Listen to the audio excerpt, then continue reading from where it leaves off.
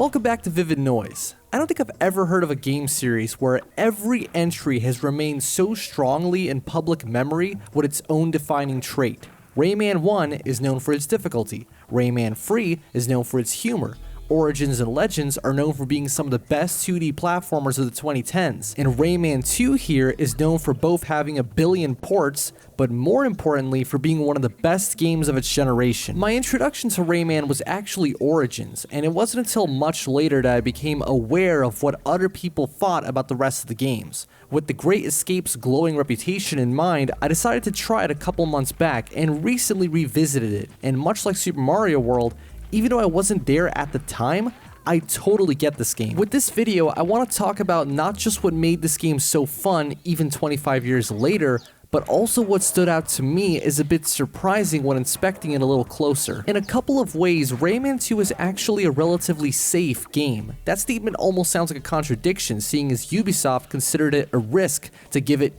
you know, good controls. You've probably heard this before, but Rayman 2 was supposed to use tank controls because that's what the dollar signs were saying, but fortunately Michel Ancel saw Mario 64 and decided that he would like to make a good 3D platformer too, so tank controls were out the door as soon as possible. When I call this game safe, I'm not calling it void of originality. Hell no, this might be one of the most visually and audibly distinct and charming video games ever made. When I claim that Rayman 2 doesn't do too much new, I'm talking about the core gameplay. Sure, you've got some cool moves like the helicopter hair, swinging on looms, climbing vines, but those are all things that to some extent can also be done in other games. In the 90s, every platformer had their shtick. Mario had acrobatics, Sonic had speed, Crash had spinning, Banjo had Kazooie, and Bubsy had brain damage. But with Rayman 2, the most interesting things that occur gameplay-wise are often those that happen from outside of Rayman himself, like going down slides, riding bipedal rockets, and flaming barrels. That's all a plus in the end, but it does make a difference on how I see Rayman as a platforming protagonist. He doesn't have anything super unique or exciting on his lonesome. That's not a dig at the overall gameplay. If anything, it's a testament to the creativity of the design team that they were able to come up with so many fun ways to make Rayman do cool things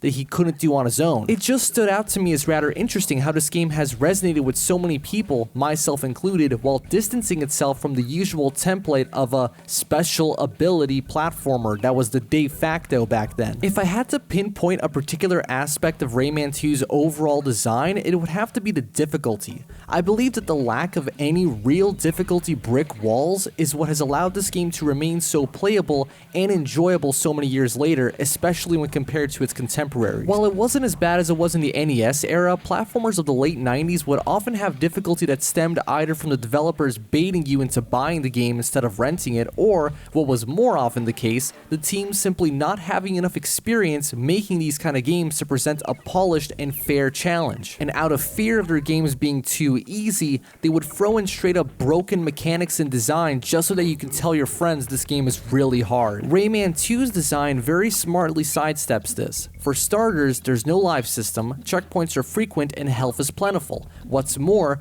most challenges are designed in such a way as to ease the player into some trickier sections. That doesn't mean this game is a complete cakewalk, but instead it presents a comfortable journey with occasional bursts of challenge. There most certainly are difficult sections in this game, make no mistake, but there's never too many of them back to back. They're usually well designed and rewarding to complete and don't punish failure with erasing an arbitrary amount of progress. Have you ever noticed how the best games of any generation are the kind that get easier with time while still having the chance to catch you off guard if you ever get overconfident? That's because they have consistent systems and player-friendly design. I've noticed a trend, at least with my least favorite games, that whenever they are on the more difficult side, they're hard because things just never work like you expect them to no matter how much you practice. Rayman 2 works so well because its difficulty is always justified and used sparingly, not to mention that everything around it has an effortless flow to it. While Rayman's running speed is a little slow for my taste, everything else he does feels refined and can be replicated with ease, even if you've only played platformers released decades later. This game did so many things right. The camera, the jump arc, the Zelda-style targeting, god, the animation is top-notch. I think a big part as to how they were able to animate Rayman so well when so many other 3D mascots, apart from Mario, would have pretty hit-or-miss animation quality is directly related to his character design. Since he's got no limbs, the animators don't have to worry too much about how convincing or anatomically logical his movements are, and instead focus entirely on expressiveness and good game feel, snappiness,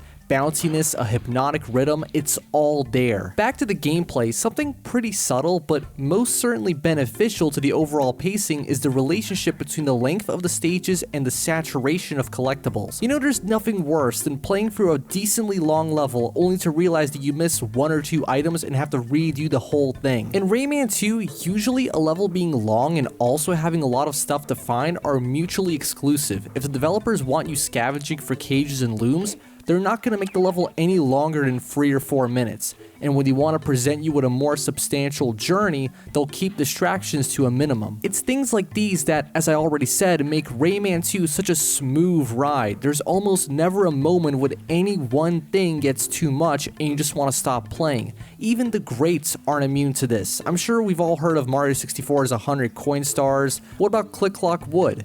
Cold Hard Crash? Speaking of smooth, if you've seen some of my other videos, you've probably noticed that I tend to keep my N64 videos at 30 FPS. Well, I don't know how they did it, but this game runs at a solid 60 with the high res mode enabled while looking this good on N64. And I guess it's worth pointing out that this game's art direction really is something special. It walks the finest line between being dark and welcoming, atmospheric, yet endlessly energetic. It's a look I've never seen replicated to quite this level of success. It also helps that the texture work is some of the best on the system. Rayman 2 might be one in a handful of 5th generation 3D games where I'm never left looking for concept art to find out what a certain character is supposed to look like. It almost feels the character artist and the guys in charge of actually putting them on screen work together every step of the process to make sure that everything looks as realized as it can. The Dreamcast port and later Rayman Revolution definitely did their part to bring the game even closer to that level of polish that the artists probably wanted on N64, but honestly the original still holds up insanely well, only really needing a resolution increase and proper overscan settings. The sound design is worth praising as well. All of the sound effects have character and stand out while never getting annoying, and the music almost has a Half-Life thing going on where it hangs back, almost going unnoticed when you're just running around, but then it switches to a track that reflects whatever situation you later find yourself in. I'm sure most of you guys have already heard that killer sneaking around theme with the bass and those tremolo strings going on. It's things like that which really make you feel like a kid again, you know, it makes every moment genuinely exciting and special. It's the same reason why games like Portal are so universally beloved. The puzzles are fun and all, but it's everything around them that makes it truly unforgettable. That's not to undermine the core gameplay of Rayman 2 because it is very solid, especially considering the kind of game that it is at the time that it was made. But it truly is greater than the sum of all of its parts, and I really don't see its appeal wavering even in another 25 years. And I hope you enjoyed another episode of Vivid Noise. Thank you so much for watching, and I'll see you guys next time.